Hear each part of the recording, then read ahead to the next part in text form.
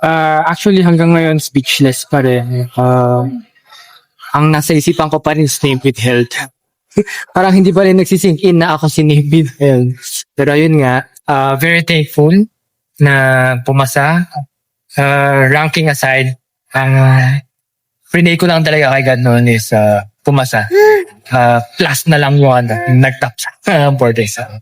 Wala actually, nung lumabas na yung PLE results, nakita ko yung mga nagpa-pop up yung mga notifications ko sa messages ko na nagko-congratulate na yung mga kaibigan ko sa mga ibang kaibigan namin, yung mga batchmates ko sa review center, kino-congratulate na nila yung mga isa't isa, pero walang na-mention na pangalan ko. So, tinignan ko yung pangalan ko, hindi ko nakita yung name ko.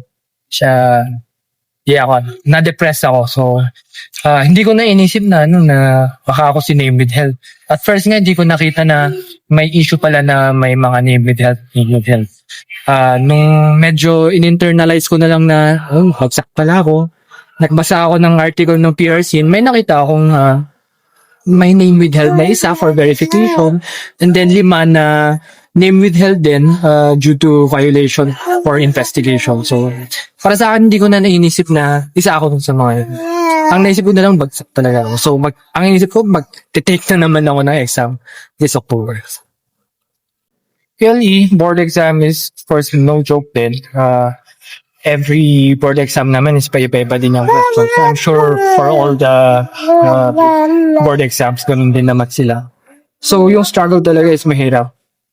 More so para sa akin because maraming topics na kailangan mong aralin.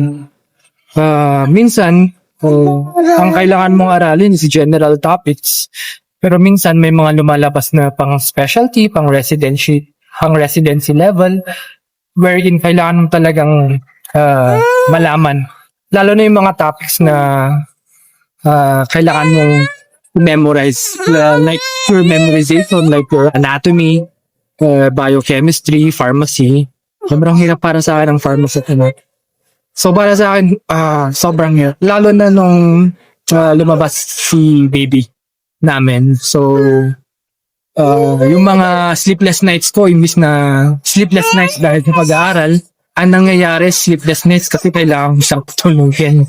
Yung lalo na pag may night duty si wife kasi working din naman siya. So, ako ang magpapatulong, mag-aalaga kay baby. So, ayun, yeah, mahirap ang struggle is real. So, inisip ko yung family ko, inisip ko yung mga sacrifices ng mom and dad ko. So, nag-abroad sila para lang makakapag may paaral kami. So, 5 kami magkakapatid. Ako ang pangalawa sa panganay. So, nagme-med school ako. May 2 pang nag-aaral ng kapatid ko. So, mahirap. Nakita ko yung struggle nila sa pagtatrabaho. Minsan, nakukwento nila sa akin na during first time nila sa US is meron silang 2-3 trabaho sa isang araw. Si Papa kumakayod, isang kain, isang lang sila. Ganun. So, ayun. Nurse ko talaga yung medicine. And then, nakita ko din naman yung struggles ng wife ko during nung first take namin. First take ko. Kasi, nung first take ko, kasabay ko si wife na mag-e-exam. Yung exam niya that time is for diploma. So, ayun, nakita ko yung struggle niya, yung grit niya din na mag-aral para lang pumasa dun sa diploma niya. Motivation, bakit ako pumasok sa med school? Hindi naman siya parang hindi siya parang inspiring. So, it's not a movie moment. When I was a nursing student, marami akong nakitang mga patients. Pag nag-duty ako sa hospital, marami akong nakitang mga patients na parang helpless na yung pakiramdam nila, gumuho na yung pakiramdam nila, wala na silang naisip kasi yung natatakot sila sa sakit nila kung anong mangyari sa kanila, anong gawin ng sakit sa kanila. So, hindi lang yung patients, actually pati yung mga family members ko, yung mga nag-isko. But then, alam niyo yun, yung papasok yung isang doktor and then i-explain niya kung anong kailangan gawin. The doctor would calm down the patient and basically, at the end of the day, the doctor would save the life of the patient.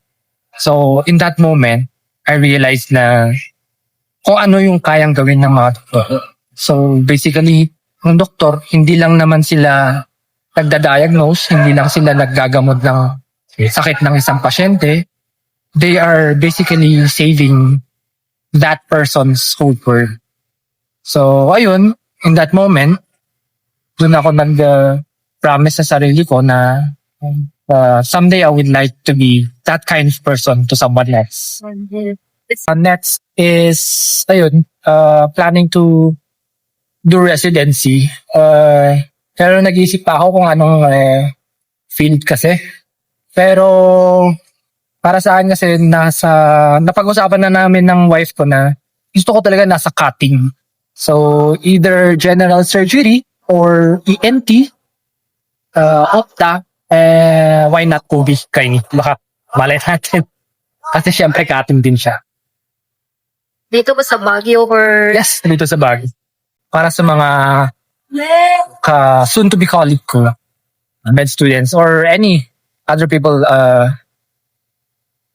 having a hard time sa studies nila.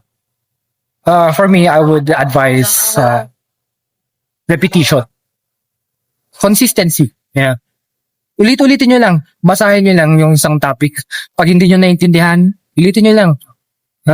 Wala namang mawawala sa inyo pag inulit nyo lang. As long as you will be able to internalize the topic. Kasi minsan mayroon yung mga ibang tao na magbabasa sila, tapos nabasa na nila yung topic. Okay na yun para sa kanila. Tapos mag-proceed na sila sa next topic. Kasi nga naman, sobrang lawak ng isang subject para sa isang topic na you will have an exam na ganito ang topics. So, ayun, prepare for the exam na in a way na repetition lang talaga. Do it over and over again. Kasi for me, nag-exam ako. I mean, I'm answering questions, 100 questions, 200, 300, hanggat sa umabot. Hanggat sa kaya ko. Sasagot ako sa isang araw. Ang goal ko noon na sa isang araw, sasagot ako siguro ng mga 500 questions. 100 sa isang topic, 100 sa isang topic. And then, pag my time, I will rationalize them each. I-rationalize ko yung isang option, i-rationalize ko yung maling sagot, isa tamang sagot, yung mga ganun. Paano, ayun, huwag kayong panghinaan, tamba? Panghinaan ng loob, manghinaan ng loob, na kung bumagsak kayo, kasi it's not the end of the world naman. Maybe God's plan is not hindi nyo pa oras, right? So maybe your path is a different one, but that path is still valid naman, right? Actually, during our oath taking, nakausap ko naman privately ang BOM and PRC din. And ang explain naman nila sa akin bakit na-name with health is due to difference of rating between 1 and 2. So, ayun, na-alarm sila. So, ang defense naman ng BOM and PRC is during the investigation, wala silang information regarding the examinee. Ang nakikita lang nila is yung paper of the examinee and the result and the answers, right? So hindi nila alam kung sino tong si name with health na. So ang nakita lang nila is yung score. Na na-alarm sila, bakit kaya ang taas ng score nito? So ayun yung explanation nila sa akin. Not because of not because of retaker, because of discrepancy between the first and the second. Sir, do you have any idea kung ilan yung difference na 2 and 1? Okay na. Kung binagit po sir. Yeah, may idea ako kasi meron naman yung rating na namin. So, ayun, kung makikita nyo online, yung rating namin is 5% difference. So,